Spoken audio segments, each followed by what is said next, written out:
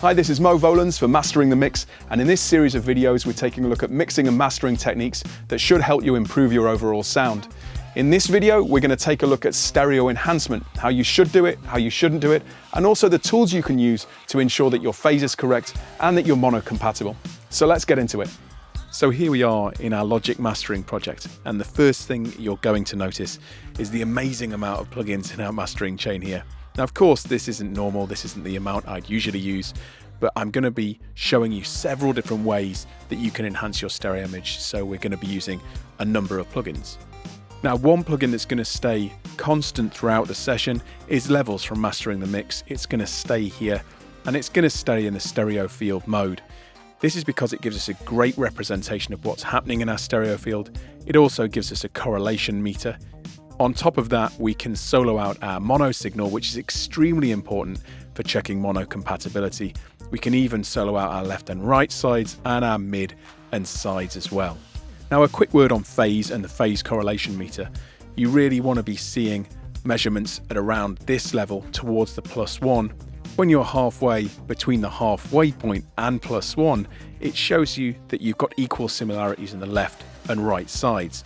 If you're all the way at +1, it's exactly the same in both sides, and therefore mono. Now, both of these are going to give you good mono compatibility. Anything below the halfway point towards -1 shows that there are phase problems in your mix. Now, if this is momentary, meaning that it just flashes over into this side, it may be an effect, it may be one part of your mix, and this doesn't really represent too much of a problem. But if it stays there for a lot of the time, then you've got issues in your master or in your mix, and they really need to be fixed at mix level. So you need to go back to the mix, or maybe back to the mixer, and check that there are no phase issues, and if there are, how you can fix them. So first of all, let's take a look at something simple. We'll take a look at our bus compressor here. And you might be thinking, bus compression isn't really a great place to start for stereo enhancement. But Brainworks and Plugin Alliance are starting to put a section at the bottom of their compressors and equalizers recently that give you access to a stereo width control. And what this is going to do is actually raise the level of the sides. So it's a really organic and simple way of creating a wider stereo image and increasing the level of the stereo information in your mix. So let's take a listen without it first, and then I'll raise it. When I do this, be sure to take notice of what's happening in levels.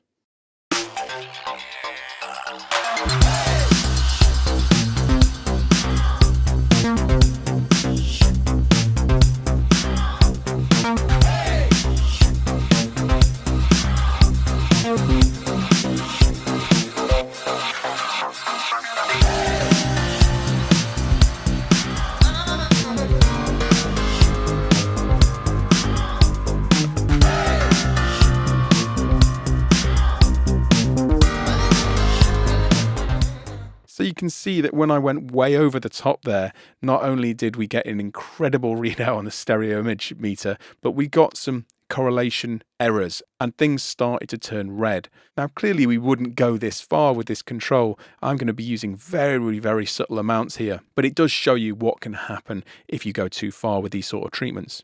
Now I'm going to set this to 100%, which means that we're applying no stereo widening here. And this is mainly because we're going to do it with plugins later in the chain. Now, another interesting way that we can apply stereo width is using EQ. And again, EQ may not seem like an obvious tool that you'd use for stereo enhancement, but a lot of EQs now have mid-side controls and also bands that can be independently placed on the left and right side of the stereo field.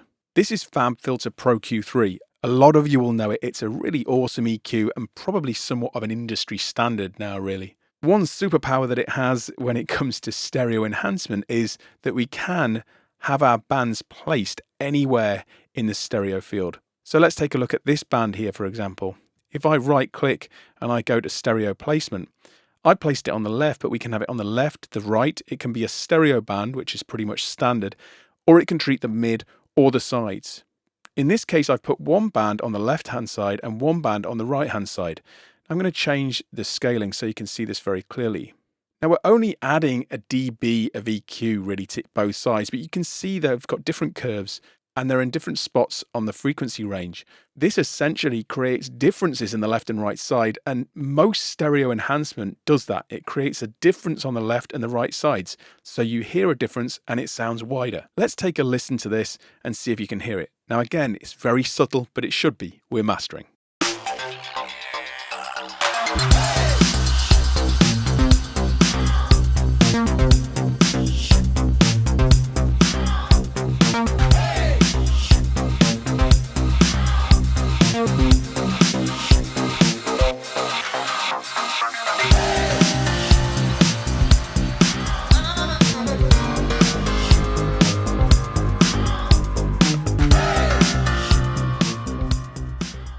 Okay, so you should have heard a difference there. Of course, we are adding some EQ, so it's going to sound slightly brighter as well, but it did widen out on the high end. And that's all important because we don't want to be adding stereo width to the low frequencies. We really only want to be widening these higher registers, the upper mids and the high frequencies. We also didn't see any errors in the correlation meter, and that means that things should stay nice and compatible when it comes to playback on mono systems.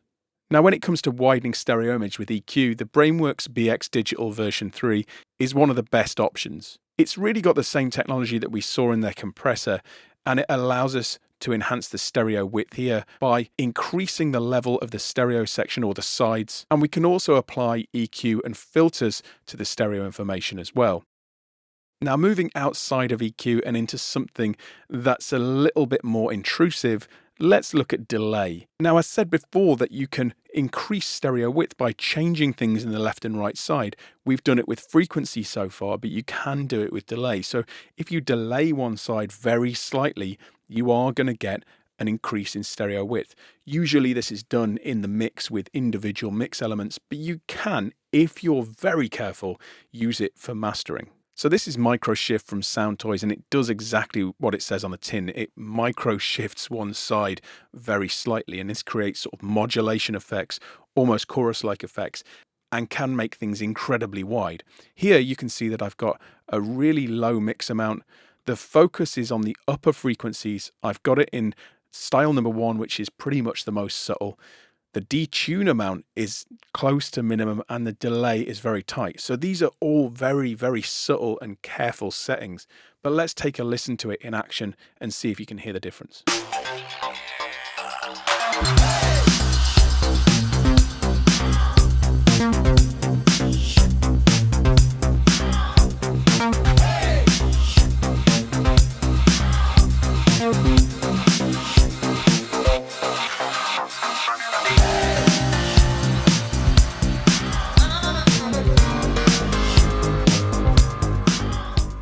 Now, back in the day when recordings were mono or most instruments were recorded in mono, people did used to use reverb for stereo enhancement on the master bus. And up until very recently, this was even included in iZotope's Ozone. It's been taken out now.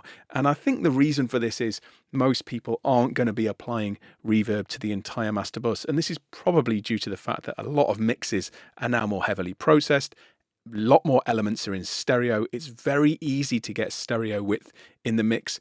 So a reverb is not as likely to be used on the master bus anymore. But that said, I have used this sort of thing on occasion in very simple mixes. Maybe that's just a piano and a vocal or acoustic guitar and a vocal. Probably not on a mix like this, to be fair. But let's take a listen to what can be done.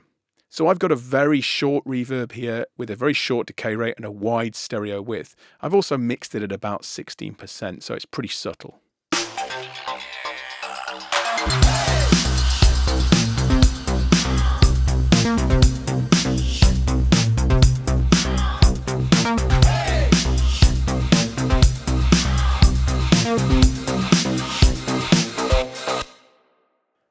So you can hear the tail there, and it really does liven things up, but obviously it is intrusive and it does add an effect to the entire mix. So be careful what you do with this, but it's definitely an option if you want to make things wider and more lively.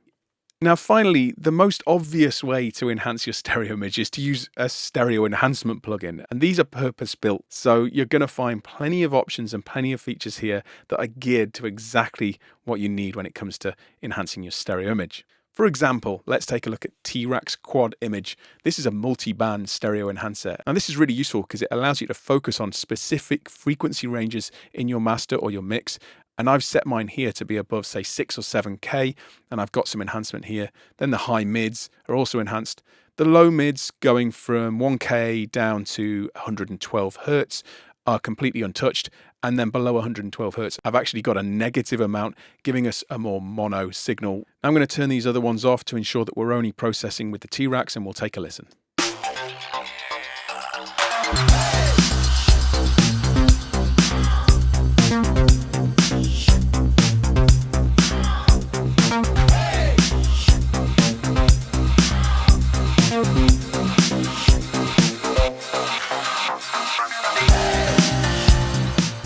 I like the sound of that. It sounds organic and it's nice and controlled. We've also got some great metering here showing you the mid and sides so you can keep an eye on what's happening. The Ozone Imager is incredibly simple. It has a width control and an amount control. And you can also see what's going on in their own vector scope, which is similar to that we see here in levels. So you get some really good visual feedback. Let's take a listen.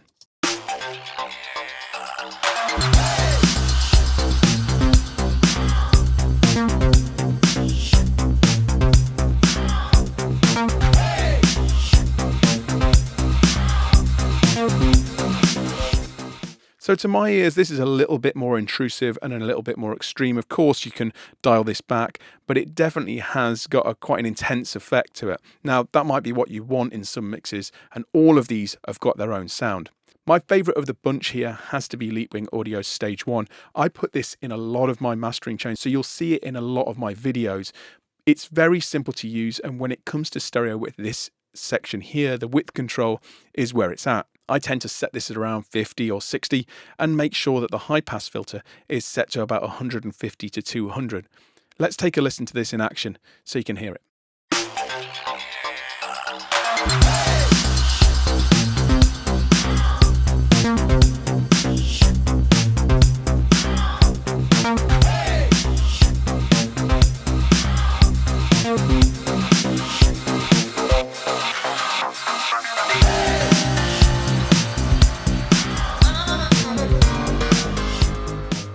This really livens the mix up. It really makes those high frequency elements pop out and much wider.